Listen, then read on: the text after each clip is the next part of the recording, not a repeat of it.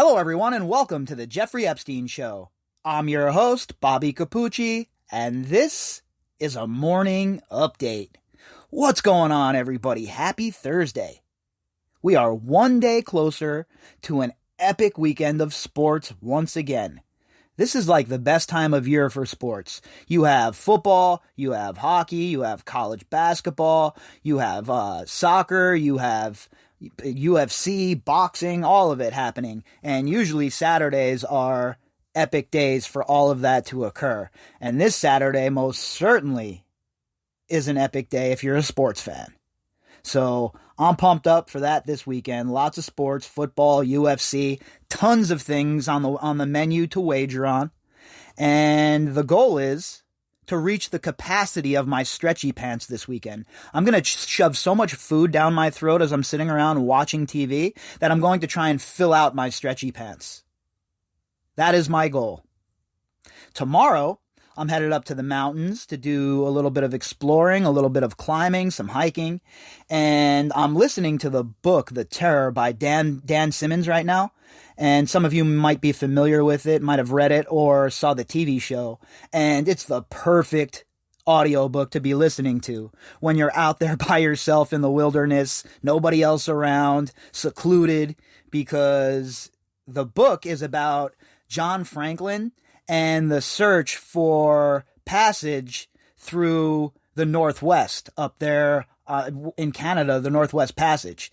So the two ships were the Cerberus and the Terror, and they disappeared without a trace. Up until a few years ago, nobody had known the fate of the ships. So Dan Simmons took some liberties and retold the story and made it into a horror story. And it has all kinds of cool elements to it with Native American, Inuit folklore and monsters, and it's a really cool story, and I highly suggest it if you're somebody who listens to audiobooks on long drives or reads or whatever it may be. It certainly is an enjoyable listen, and it's pretty long, but if you're into that kind of thing and those kind of like historical fiction type of stories, it is right up there at the top in my opinion. So that's my weekend, folks. I'm ready to go. I'm wishing it was Saturday as we speak. I want to put in some more wagers on UFC and sit around like a degenerate paisano. But instead, I guess we'll jump into this article and a few more as we wait for the weekend to roll around. Now, we've been talking about Mr. Leon Black and Apollo Global for quite some time. And the fact that he was so close to Jeffrey Epstein, so close in fact, that tons of money was moving around in Jeffrey Epstein's offshores from Leon Black and to Leon Black. Now, Leon Black will say, well, it was just a business relationship. I don't know anything about Jeffrey Epstein. What are you, crazy? What do you think? I'm a smart guy or something? That's the kind of bullshit all of these people are trying to pull, right? From Les Wexner to Glenn Dubin to Leon Black. They all want us to think they're like these doddering old fools and they should be given a pass or something. Meanwhile, between them, they've created an empire literally worth trillions of dollars, but they'd have us believe that they're just these stupid, doddering old morons who had no idea the sort of monster that Jeffrey Epstein was. That's the narrative that they have run with for all of these decades, all of these years. And that's what they're sticking with. Unfortunately for them, that narrative is no longer being driven home and being received. I mean, it's still being driven home, but it's not being received anymore. People are waking up in droves to all of this BS and all of this nonsense. And when it comes to Jeffrey Epstein and his relationship with Leon Black, the narrative of, oh, I wasn't that close to him, I don't know what you're talking about, is just not going to fly. And Apollo Global is starting to feel it in the place that matters most to these sorts of scoundrels, and that's in the pocketbook. Once the investors start to get spooked, Once the investors start to yank their money out and these pension funds start to pull their money out, it creates an avalanche because it's about the optics, right? It is about the optics. When people start seeing big, huge amounts of money being yanked from places like Apollo Global, well, they start to lose confidence. Their confidence gets, it's a bit shook up. So this is bad for Apollo. This is bad for Leon Black. And I don't think that their internal investigation that concluded at the end of the year is going to be able to clean it up for them. In fact, I think it's only going to get worse for Leon Black as things move forward and more is uncovered. I see that literally as I'm in the studio. Vanity Fair just came out with a pretty long article about Donald Trump and his relationship to Epstein that I'm going to dive into. But I'm wondering when Vanity Fair is going to do the same thing about Bill Clinton or Leon Black or Les Wexner. Let's get them all aired out. Let's put all of the cards on the table. Why are we picking and choosing which one of these scumbags gets blown up? All of them deserve to be blown up. Everybody that ever provided Epstein with any sort of character rebuilding or was enabled him, all of them need to be blown up and be put on blast. We see the legacy media go hard against people that they see as their enemies. When in reality, that shouldn't matter. It shouldn't matter who the person is. If somebody's caught up in this Jeffrey Epstein case or a case like this, they should be blown out of the water and be put on blast like everybody else. So I'll be waiting patiently for Vanity Fair to have a fantastic write-up like they do about Trump. What I've scanned through, it looked pretty good anyway. So hopefully they'll have that kind of write-up ready to go about some of the other players involved in this case, especially considering how close the Clintons were financially with Epstein and Epstein's entities. So all of these people, Leon Black, the Clintons, Trump, Glenn Dubin, every single one of these people should be absolutely looked at through a microscope when it comes to their relationship with Epstein. All right, so today our article is from Bloomberg, and the headline is Apollo Management Investors Still Waiting for Results of Epstein Probe. Now, this was originally run in Bloomberg, but we're reading it on Crain's New York, and that is a financial blog, financial website. If you're not familiar with it, it is a pretty good site to go to when you're talking about financials and stuff like that. You know how I like to go to Law and Crime when we're talking about the ins and outs of the criminal case? That's how I feel when we talk about the financials. Different outlets provide a better outlook, right? And Bloomberg certainly does a pretty good job when it comes to the financials, and Crain's usually does a fantastic job as well. So this article was authored by Sabrina Wilmer. Apollo Global Management investors who hoped an external probe into co-founder Leon Black's business ties with sex offender Jeffrey Epstein would be done by the end of the year are still waiting. So this was supposed to be done by the end of the year, right? That was what we had heard. And even in the opening here, I thought it had been completed yet, that they wrapped it up. So it's pretty interesting that it's taking a bit longer than was first estimated.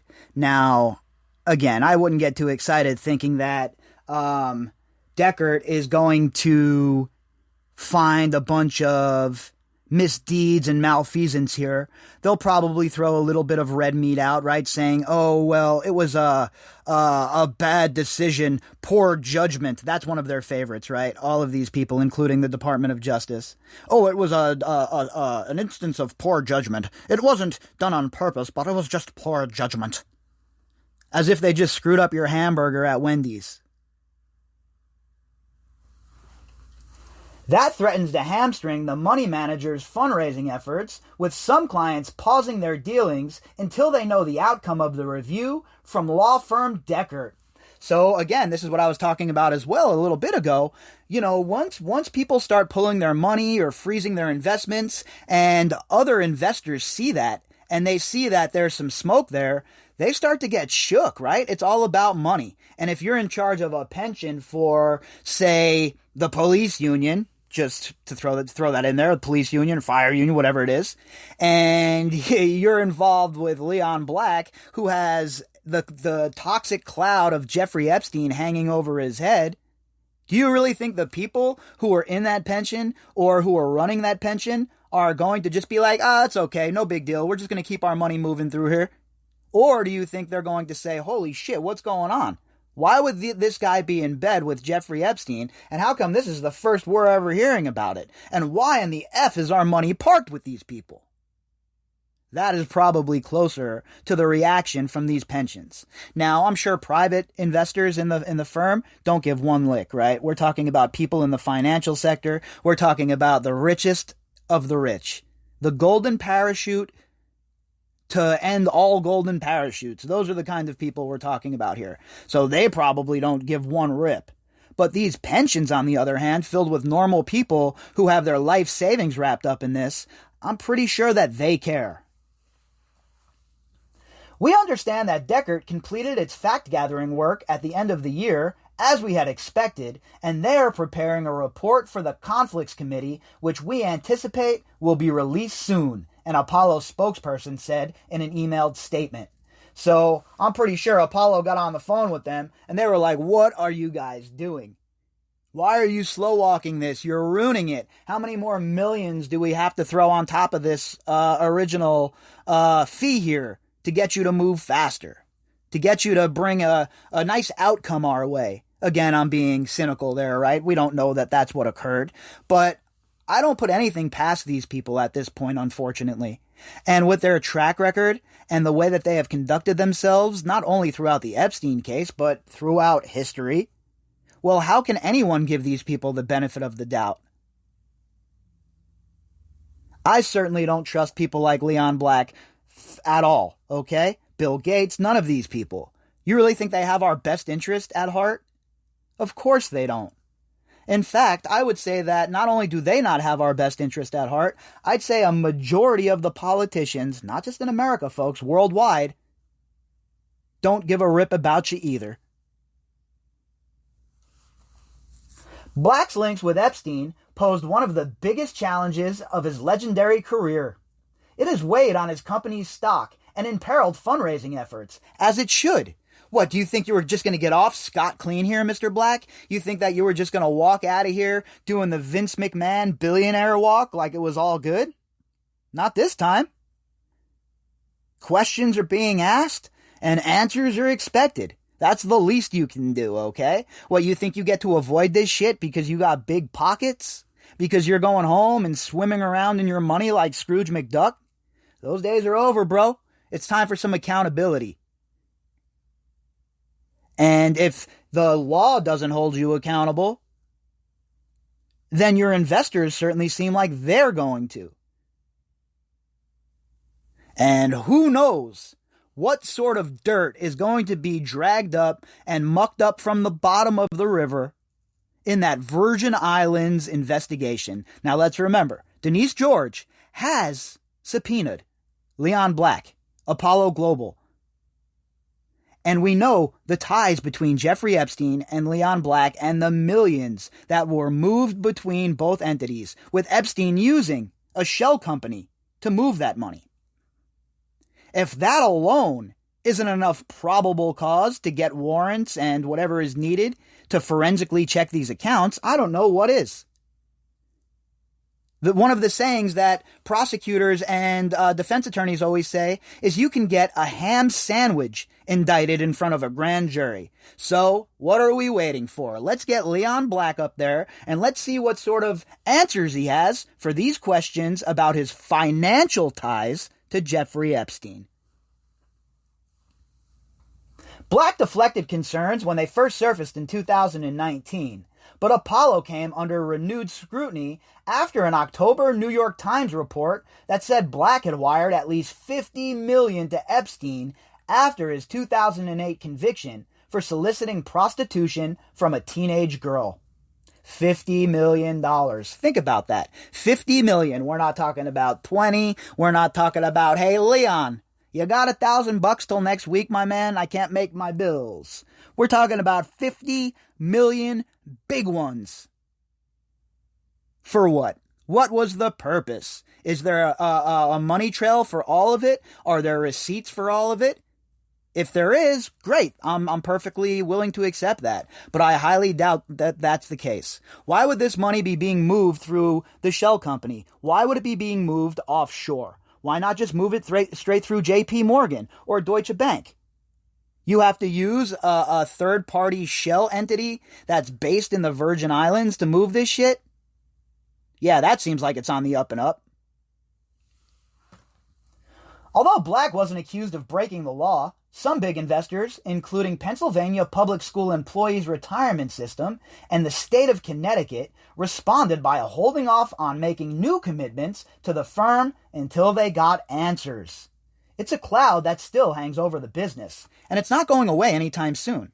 They think that this investigation is going to be the clincher and blow out some of this fallout, but I highly doubt it. I highly doubt that's the case. There is a lot going on here, all right? And Leon Black has his fingerprints all over it. Now, don't get it twisted. I'm not going to sit here and say Leon Black was abusing anybody. That's certainly not what I'm saying. I'm saying that financially, this man is certainly intimately involved with Jeffrey Epstein. And if this is a RICO case and a criminal conspiracy, as the prosecutors have stated it is, then every single person who received ill-gotten gains from Jeffrey Epstein should be under investigation. As long as the investigation results are unknown, some large LPs are going to stay on the sidelines, Bloomberg intelligence analyst Paul Goldberg said. A Descartes spokeswoman didn't immediately reply to messages seeking comment.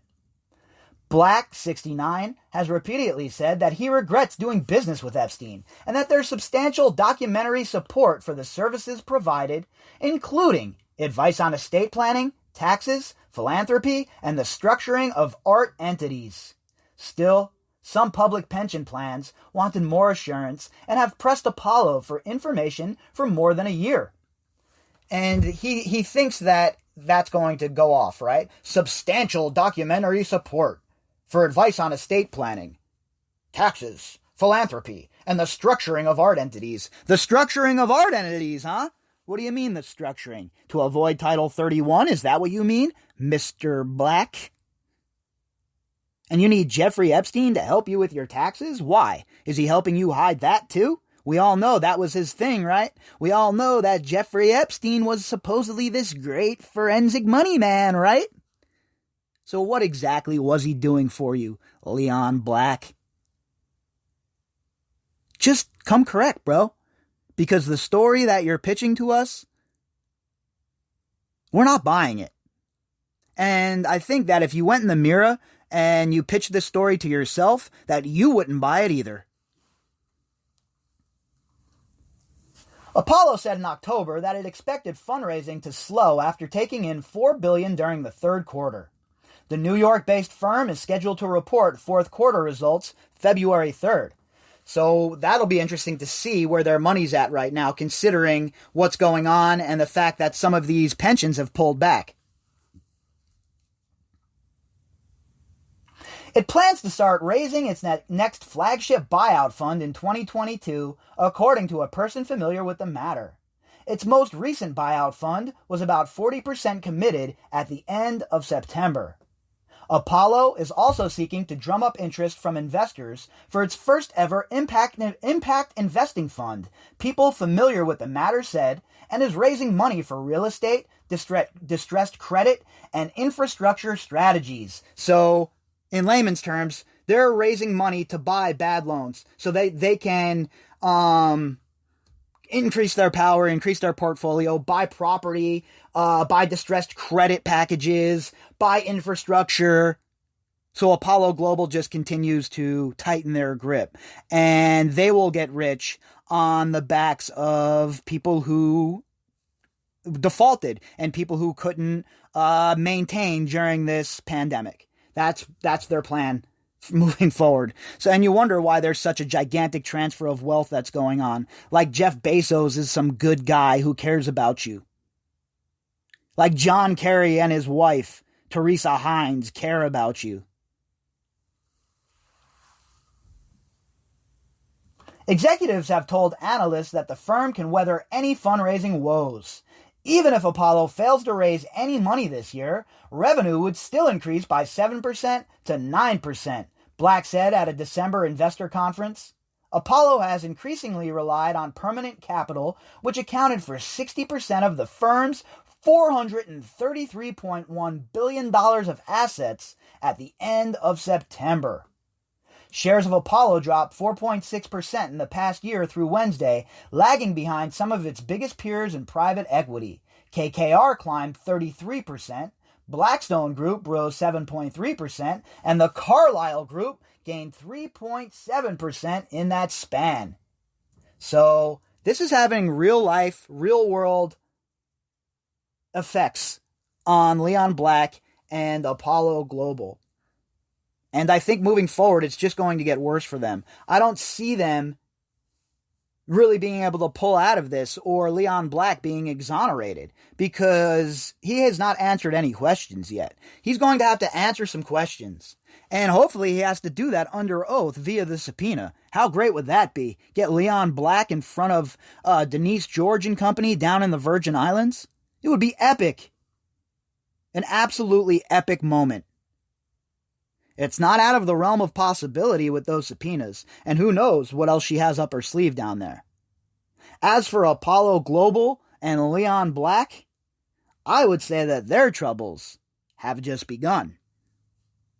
If you'd like to contact me, you can do that at bobbycapucci@protonmail.com. That's BOBBYCAPUCCI at protonmail.com.